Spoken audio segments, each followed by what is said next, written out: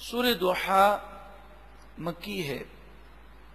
دوحا کے معنی سورج نکلنے کے بعد تقریباً جب 20 منٹ گزر جاتے ہیں تو سورج کے اندر وہ تیزی پیدا ہوتی ہے۔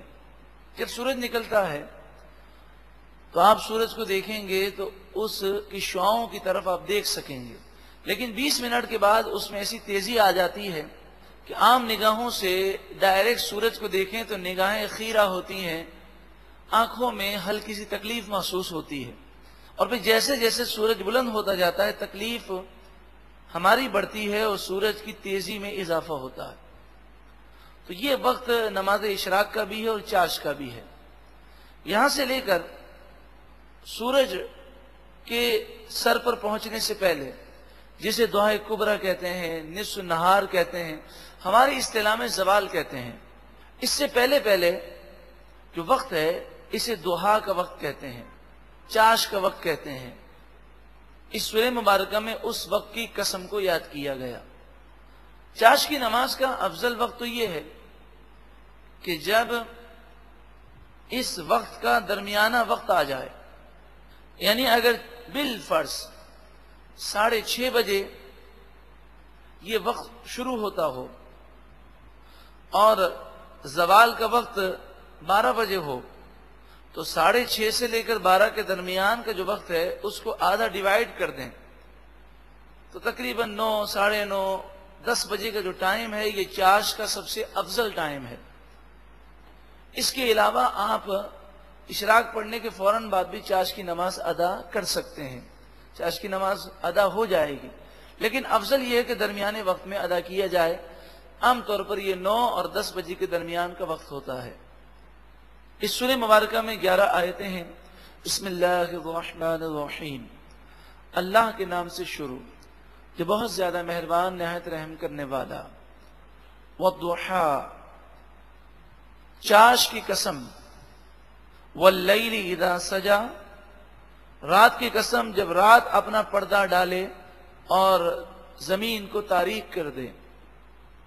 ما ودعک ربک وما قلی، یہ سورہ مبارکہ اس کا نمبر نزول کے اعتبار سے 11 ہے اور ترتیب کے اعتبار سے 93 ہے، تو 11 نمبر سے آپ اندازہ کر سکتے ہیں کہ یہ سورہ مبارکہ ابتدائی ایام میں نازل ہوئی، تو چند دنوں کے لیے وہی موقوف ہو گئی، کوئی سورت یا آیت نازل نہ ہوئی، تو کافروں نے کہا کہ محمد صلی اللہ علیہ وسلم کے رب نے انہیں چھوڑ دیا۔ یہ اعتراض کافروں نے کیا۔ اعتراض کس پر تھا؟ رسول اللہ صلی اللہ علیہ وسلم پر۔ اب جس پر اعتراض ہو وہ جواب دے، مگر محبوب کریم صلی اللہ علیہ وآلہ وسلم کی شان دیکھیں کہ انہوں نے نبی اکرم صلی اللہ علیہ وآلہ وسلم کی بے ادبی کی اور جواب اللہ تعالیٰ نے فرمایا ما ودعک ربک وما قلی، آپ کے رب نے آپ کو نہ چھوڑا اور نہ ہی ناپسند سمجھا۔ آپ کا رب اسی طرح آپ سے محبت فرماتا ہے جیسے پہلی فرماتا ہے، اور کبھی آپ زوال کی طرف نہیں جائیں گے۔ ہر چیز کو زوال ہے، ہر عروج کو زوال ہے عام طور پر، مگر محبوب کریم صلی اللہ علیہ وآلہ وسلم کی شان تو دیکھیں، آپ کے درجات میں ہر لمحے ترقی ہے۔ وَلَلْآخِرَةُ خَيْرٌ لَكَ مِنَ الْأُولَى، اور ضرور آنے والا لمحہ گزرے ہوئے لمحے سے آپ کے لیے بہتر ہے، ہر لمحے آپ کے درجات میں ترقی ہے۔ وَلَسَوْفَ يُعْطِيكَ رَبُّكَ فَتَرْضَىٰ، اور ان قریب آپ کا رب آپ کو اتنا دے گا کہ آپ راضی ہو جائیں گے۔ کس قدر پیاری شان ہے محبوب کریم صلی اللہ علیہ وسلم۔ اور یہ آیت کریمہ جب نازل ہوئی تو آپ سن چکے ہیں کہ نبی اکرم صلی اللہ علیہ وآلہ وسلم نے عرض کی، اے مالک و مولا، میرا ایک بھی امتی جہنم میں باقی رہ گیا تو میں راضی نہ ہوں گا، مگر شرط ہے کہ وہ امتی وہ ہو جس کا خاتمہ ایمان پر ہو. تو ہمیں گناہوں سے ڈر اس لیے بھی لگتا ہے کہ کہیں گناہوں کی وجہ سے ایمان برباد نہ ہو جائے. پھر کچھ عرصے جہنم میں بعض کو رہنا پڑے گا، اور جہنم میں تو ایک لمحے بھی جانے کی کسی میں طاقت نہیں.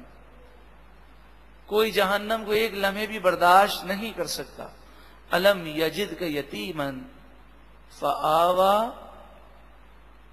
کیا آپ کو یتیم نہ پایا پھر آپ کو جگہ عطا فرمائی. نبی اکرم صلی اللہ علیہ وآلہ وسلم کو جو کمال حاصل ہے وہ اللہ کی عطا سے ہے. اللہ رب العالمین نے آپ کو وہ مقام و مرتبہ دیا کہ تمام نبیوں اور تمام رسول مل کر بھی اس مقام تک نہیں پہنچ سکتے. وَوَجَدَكَ ضَالًّا فَهَدَىٰ، اور آپ کو اپنی محبت میں گم پایا تو اپنی معرفت کی مزید راہیں دی. ضَالًّا کے ایک معنی ہے محبت میں خود رفتہ ہو جانا، کسی کے لیے بے چین ہونا. کوئی کسی سے ملاقات کے لیے بے چین ہو تو فاصلے مٹ جائیں اور انتظار کی گھڑیاں ختم ہو جائیں تو ہم یہ کہیں گے کہ محبت میں وہ خود رفتہ تھا، جس چیز کو چاہتا تھا وہ چیز مل گئی.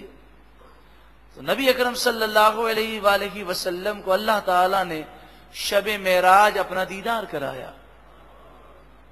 ضالن کے ہرگز معنی یہاں پر گمراہ کے نہیں ہے. عربی لفظ کے کئی معنی ہوتے ہیں اور ہر لفظ کے معنی موقع مناسبت سے ہوں گے. اس کی ایک مثال ہم آسان سی عام طور پہ یہی دیتے ہیں، ہار کی مثال. ایک ہار کے معنی شکست کے ہیں اور ایک ہار پھولوں کا ہار ہوتا ہے. دیکھیں معنی دو ہیں لیکن معنی کی سیٹنگ کس طرح ہوگی، جیسا جملہ ہوگا ویسا معنی ہوگا. مثلا کوئی کہے کہ ہم مقابلے میں ہار گئے تو اس کے معنی کیا ہوں گے؟ شکست. ہمارے گلے میں ہار ہے، اس کے معنی کیا ہے؟ پھولوں کا ہار ہے. تو اسی طرح ہر لفظ کے کئی معنی ہیں عربی میں بھی، لیکن جب دل میں بغض رسالت ہو اور تعظیم مصطفیٰ نہ ہو تو انسان غلط ترجمہ کرتے ہوئے ذرا بھی شرم اور جھجک محسوس نہیں کرتا. تو بعض تراجم آپ دیکھیں کہ دل خون کے آنسو روتا ہے. آج بھی پاکستان میں انگریزوں کے دور میں جو تراجم عام کیے گئے وہ آج بھی پاکستان میں قرآن پاک کے مکتبوں پر ملتے ہیں، لیکن لوگوں کو سمجھائیں تو لوگ سمجھتے نہیں. دین سے اس قدر دوری ہے. ایک ترجمہ میں نے دیکھا، اس میں لکھا تھا اور تجھے گمراہ پایا تو ہدایت دی. نعوذ باللہ من ذالک. نبی کبھی گمراہ نہیں ہوتے، وہ گمراہی سے پاک ہیں. اللہ تعالیٰ ایسے غلط تراجم پڑھنے سے اور ہمیں اپنے گھروں میں رکھنے سے بھی محفوظ فرمائے. اعلیٰ حضرت امام اہل سنت امام احمد رضا علیہ الرحمہ نے جب یہ دیکھا کہ انگریزوں نے غلط تراجم عام کیے ہیں تو باوجود علالت کے، بیماری کے، آپ نے ترجمہ لکھوایا جو قرآن و حدیث اور تفاسیر کے عین مطابق ہے. آپ سے گزارش ہے کہ اب اعلیٰ حضرت امام اہل سنت کا ترجمہ اپنے گھر میں رکھیں. اس کے علاوہ غلط تراجم کی اور مثالیں بھی ہیں. مثلا اللہ یستہزئ بہم، اس کا ترجمہ جو غلط کیا گیا، اللہ تعالیٰ ان سے مذاق کرتا ہے، ٹھٹا کرتا ہے، ہنسی کرتا ہے. نعوذ باللہ من ذالک. اللہ تعالیٰ ان عیبوں سے پاک ہے. ان المنافقین یخادعون اللہ وہو خادعہم، منافقین اللہ کو دھوکہ دیتے ہیں، اللہ انہیں دھوکہ دیتا ہے. نعوذ باللہ من ذالک. اللہ تعالیٰ دھوکہ دینے سے پاک ہے اور منافقین اللہ کو دھوکہ دیتے ہیں، کوئی اللہ کو دھوکہ دے نہیں سکتا. یہ ترجمہ اس طرح نہیں ہے. وَمَكَرُوا وَمَكَرَ اللَّهُ وَاللَّهُ خَيْرُ الْمَاكِرِينَ. تو اس کا ترجمہ بعض نے اس طرح کر دیا کہ کافروں نے فریب کیا، اللہ نے بھی فریب کیا اور اللہ سب سے بہتر فریب کرنے والا. نعوذ باللہ من ذالک. وہ فریب کرنے سے، چال چلنے سے، دھوکہ دینے سے، ہنسی مذاق کرنے سے، ٹھٹا کرنے سے پاک ہے. انٹرنیٹ پر آج سے چند سال قبل جب ہم ایک ویب سائٹ کو رن کرتے تھے اور اتنا ٹائم ملتا تھا کہ سوالات کے جوابات انٹرنیٹ پر دیے جائیں، تو ایک مجھے کسی نے سوال لکھ کر بھیجا ای میل کے ذریعے اور کہا کہ فلاں ویب سائٹ کو دیکھیں، وہ بہت زیادہ قرآن کے بارے میں غلط باتیں کہتا ہے۔ جب میں نے اس کو وزٹ کیا تو اس ویب سائٹ پر وہ غلط تراجم لکھے تھے، وہی تراجم، اور پھر غلط تراجم لکھ کر اس نے کہا کہ مسلمان جس کو خدا مانتے ہیں وہ نعوذ باللہ من ذالک ٹھٹا کرتا ہے، ہنسی کرتا ہے، مذاق کرتا ہے، چال چلتا ہے، فریب کرتا ہے، دھوکہ دیتا ہے، نعوذ باللہ من ذالک۔ تو ہم نے جواب میں یہی لکھا کہ یہ تو دشمنان اسلام کی سازش ہے کہ پہلے تو انہوں نے ہمیں قرآن سے دور کیا، اور پھر جب انہوں نے دیکھا کہ ہم قرآن سے دور نہیں ہو سکتے تو قرآن کے غلط تراجم عام کر دیے۔ مجھے اپنے مسلمان مورخ جو بھولے بھالے ہیں ان کے بھولے پن پر تعجب ہوتا ہے کہ وہ تاریخ کی کتابوں میں لکھتے ہیں کہ انگریز باوجود اسلام کے دشمن تھے، لیکن انہوں نے ترجمے کروا کر لاکھوں ترجمے بر صغیر میں تقسیم کیے۔ وہ قرآن سے محبت ضرور کرتے تھے، یہ ان کی نادانی ہے۔ انگریز قرآن کا محب نہیں ہو سکتا، اس نے لاکھوں ترجمے جو بر صغیر میں مفت تقسیم کیے ہیں، کیوں کیے ہیں؟ تاکہ اول تو لوگ قرآن کی طرف آتے نہیں، اگر آئیں گے بھی تو غلط ترجمہ پڑھ کر وہ گمراہ ہو جائیں گے، غلط تفاسیر اور غلط تفسیر اور غلط تشریح پڑھ کر وہ راہ ہدایت سے ہٹ جائیں گے۔ یضل بہ کثیرا ویہدی بہ کثیرا، خود قرآن پاک فرماتا ہے بہت سے لوگ قرآن پڑھ کر ہدایت پا جاتے ہیں اور بہت سے لوگ قرآن پاک کو غلط سمجھنے کی وجہ سے گمراہ ہو جاتے ہیں۔ اللہ تعالی ہم سب کو غلط تراجم سے، غلط تفاسیر سے، غلط تشریح سے اور قرآن پاک غلط سمجھنے سے محفوظ فرمائے۔ قرآن سمجھنا ہے احادیث طیبہ کی روشنی میں، صحابہ کرام اور بزرگان دین کے اقوال کی روشنی میں، وہ صحابہ اور وہ بزرگان دین جن کی زندگیاں قرآن پاک کی خدمت میں صرف ہوئیں۔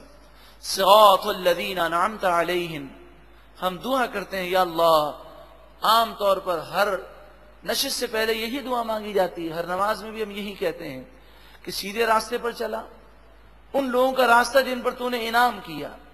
تو صحابہ کرام، اولیاء کرام نے قرآن پاک کو جس طرح سمجھا اسی طرح ہمیں سمجھنا ہے۔ ہماری عقلیں ناقص ہیں، اللہ تعالی ہمیں قرآن پاک سے حقیقی معنوں میں نور عطا فرمائے، اور جب تک صاحب قرآن صلی اللہ علیہ وسلم کی محبت نہیں ہوگی اس وقت تک قرآن پاک کا نور نہیں مل سکتا۔ وَوَجَدَكَ عَائِلًا فَأَغْنَى، اور آپ کو عائلاً ضرورت مند پایا، فَأَغْنَى تو غنی کر دیا، یعنی آپ کو اتنے خزانے دیے کہ خود فرماتے ہیں بخاری شریف میں انما انا قاسم واللہ یعطی، کہ میں تقسیم کرتا ہوں اور اللہ عطا فرماتا ہے۔ فَأَمَّا الْيَتِيمَ فَلَا تَقْهَرْ، پس بہرحال یتیم کو آپ ذلیل مت کیجئے گا، فَلَا تَقْهَرْ، اس پر غضب مت کیجئے گا۔ یہ تو ہمارے لیے تعلیم ہے کہ یتیم کے دل نازک ہوتے ہیں، تو یتیم ہو یا کوئی بھی شخص ہو جس کا دل کمزور ہے، وہ غریب ہے، مسکین ہے، خصوصاً یتیموں کا خیال رکھنا اس لیے فرمایا گیا کہ ان کے دل ہر وقت احساس کمتری میں ہوتے ہیں، تو کوئی ایسی بات نہ ہو ان کا دل ٹوٹ جائے۔ حدیث پاک میں فرمایا سب سے بہترین وہ گھر ہے جس میں یتیموں کے ساتھ اچھا سلوک کیا جاتا ہے، اور سب سے بدتر ہے وہ گھر جس میں یتیموں کے ساتھ برا سلوک کیا جاتا ہے۔ وَأَمَّا السَّائِلَ فَلَا تَنْهَرْ، اور مانگنے والے کو مت جھڑکو، اگر آپ کو دینا ہے تو دیں، لیکن نہیں دے سکتے تو اس کی دل آزاری نہ کریں، اسے جھڑکیں نہ، معافی مانگ لیں۔ لیکن یہاں پر یہ بات یاد رکھیں کہ اب فراڈ بہت زیادہ ہو رہا ہے، اور جو مستحق لوگ ہیں وہ نظر نہیں آتے، پیشہ ور گداگر بھیک مانگتے ہوئے پھرتے ہیں، ان کو دینا در حقیقت ان کی حرام کام میں مدد کرنا ہے۔ لہذا ذرہ برابر بھی شک ہو کہ پیشاور گداگر ہے تو ہرگز ہرگز اس کو نہ دیا جائے. فرد واحد پر تو ہم شک نہیں کرتے، لیکن عمومی طور پر جو دنیا ہم نے دیکھی ہے اس میں یہی دیکھا ہے کہ عام طور پر جو آدمی بلا جھجک کسی سے سوال کر رہا ہے تو ایسے ایسے فراڈ ہوتے ہیں کہ بسا اوقات یہ بھی دیکھا گیا کہ بھیک مانگنے والا ایک ایسی گینگ سے تعلق رکھتا ہے کہ جو کروڑوں پتی کی گینگ ہے، اور یہ اب تو ایک بہت بڑا کاروبار بن گیا ہے. اللہ تعالیٰ مسلمانوں سے اس گداگری کی لعنت کو ختم فرما دے. وَأَمَّا بِنِعْمَةِ رَبِّكَ فَحَدِّثْ، اور بہرحال اپنے رب کی نعمتوں کا خوب چرچا کرو. اللہ نے نعمتیں دی ہیں تو اس کا اظہار کریں. یہی ہمیں شریعت نے حکم دیا. عید میلاد النبی صلی اللہ علیہ وسلم ہو یا کوئی عید کا دن ہو، یہ شکرانے کے دن ہیں. اس میں اللہ تعالیٰ کی عبادت کی جائے اور نعمتوں پر شکر ادا کیا جائے. یہاں پر ایک ضروری مسئلہ یاد رکھیں. اللہ تعالیٰ نے کسی کو نعمتیں دی ہیں لیکن وہ نعمتوں کا اظہار نہیں کرتا، یعنی لباس وہ سادہ پہنتا ہے. اگر سادگی کی وجہ سے ہے، عاجزی کی وجہ سے ہے تو کوئی حرج نہیں، لیکن اگر لوگوں کو یہ دکھانے کے لیے ہے کہ میری حالت بہت خراب ہے تو ایسے شخص کی احادیث طیبہ میں مذمت کی گئی. فرمایا جو اللہ نے دیا ہے اس کا اظہار لباس سے کیوں نہیں ہوتا؟ تو اب اچھا لباس پہننے میں اگر نیت یہ ہو کہ اللہ تعالیٰ نے مجھے جو نعمتیں دی ہیں میں اس کا اظہار کر رہا ہوں اور اللہ کی رضا کے لیے اچھا لباس پہنے اور شریعت کے دائرے میں ہو تو یہ بالکل جائز ہے، کوئی گناہ نہیں. اور باوجود طاقت کے وہ اچھا لباس نہ پہنے سادگی کی وجہ سے یا اس وجہ سے کہ کسی غریب کی دل آزاری نہ ہو، تو پھر یہ نیت بھی درست ہے اور اس پر بھی ثواب ملے گا. انما الاعمال بالنیات.